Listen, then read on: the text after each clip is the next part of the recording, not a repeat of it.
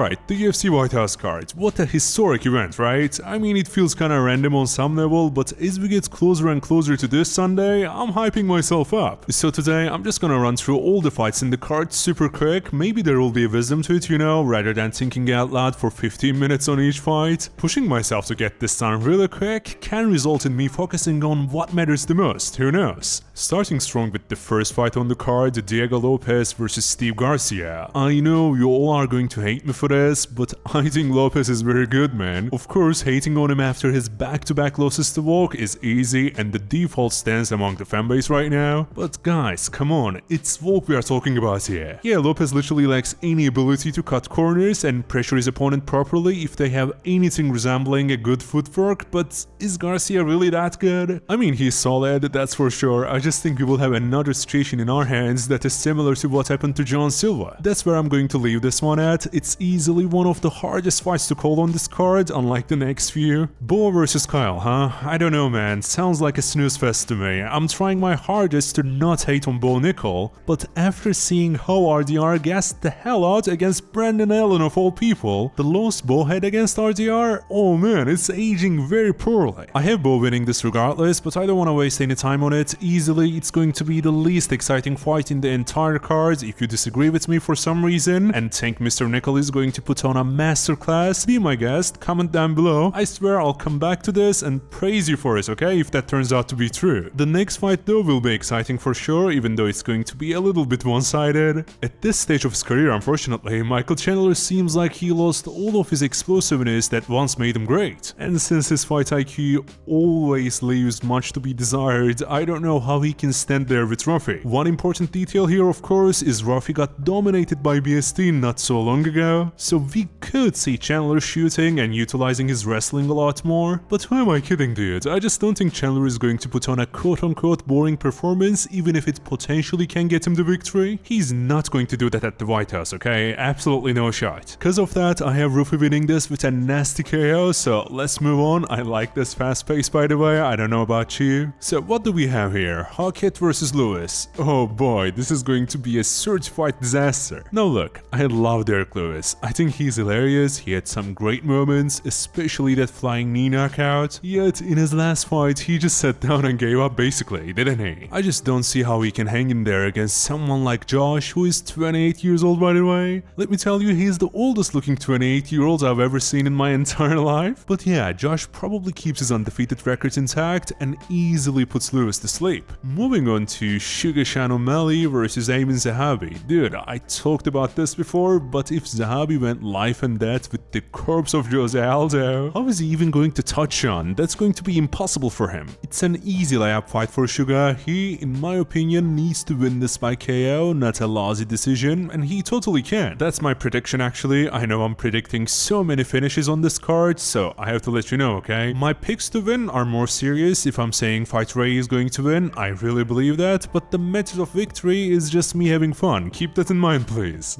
Remember how I told you Lopes vs Garcia was kinda hard to call? Well, the next fight on the card, aka the co-main event, is even harder. I could probably yap for half an hour or so just regarding this fight alone, but at the end of the day, it all comes down to one simple thing. Can and will Alex still keep his speed that he had in lighter weight classes now that he's fighting up at the heaviest weight class there is? The answer to that question will make or break this fight for Pereira. I personally don't know, man, I really don't. A part of me wants him to win just so that he manages to do what has never been done. Of course, I'm talking about becoming a 3-weight UFC World Champion. I sincerely hope he pulls it off. I wanna believe he can. Still, if I could not make a prediction on one of these fights on the card, this would be it, man. That brings us to the main event of the evening, right? Ilia Topuria versus Justin Gaethje.